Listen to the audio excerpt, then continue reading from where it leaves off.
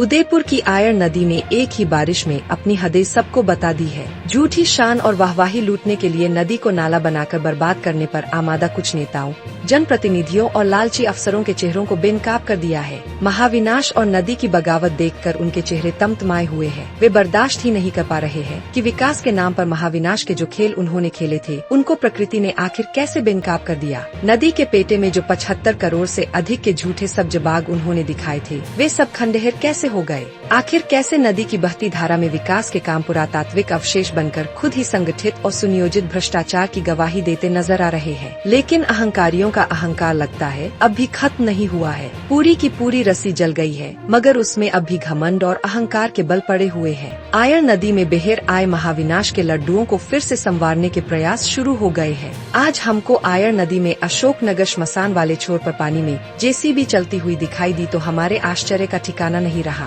क्या आयर में फिर से जनता का पैसा पानी की तरह से बहाने का खेल शुरू हो चुका है? क्या नुकसान का ऑडिट किए बिना और दोषियों को सजा दिए बिना एक बार फिर से आयर को महाविनाश की बेड़ियों में जकड़ने का काम शुरू हो गया है? यह लगातार दूसरा साल है जब इस तरह के प्रयास हो रहे हैं। जनता पूछ रही है कि ये जेसीबी किसने भेजी। इसके अलावा कितने जेसीबी आयर में भ्रष्टाचार की करतूतों को छिपाने के लिए लगाए गए। जो नुकसान हुआ उसका आकलन कितने करोड़ का है? पिछले साल जो नुकसान हुआ था वो कितने का था? इसका कच्चा चिट्ठा जनता के सामने कानूनी रूप से आना ही चाहिए। अब सवाल यह उठता है कि आयर में जनता के पैसों को पानी की तरह से बहाने से पहले क्या जनता की राय ली गई है? यदि नहीं तो फिर यह सरेआम जनता की जेब पर डाका है। सवाल उठ रहे हैं कि क्या यह खेल हर साल यूं ही चलते रहेंगे? क्या नदी को कुछ लोगों ने पैसे कमाने का एटीएम बना दिया है? सवाल उठ रहे हैं कि नदी ने तो पानी उतार कर बता दिया है कि वह कितनी जिम्मेदार है, लेकिन जिम्मेदारों के चेहरों से गुरूर का पानी कब उतरेगा? हम इस भ्रष्टाचारियां आयर छोड़ो महाअभियान के तहत सभी दर्शकों से गुजारिश कर रहे हैं कि अगर आप आयर नदी के पेटे में कोई भी काम होता हुए देखें तो उसका वीडियो हमें जरूर शेयर करें।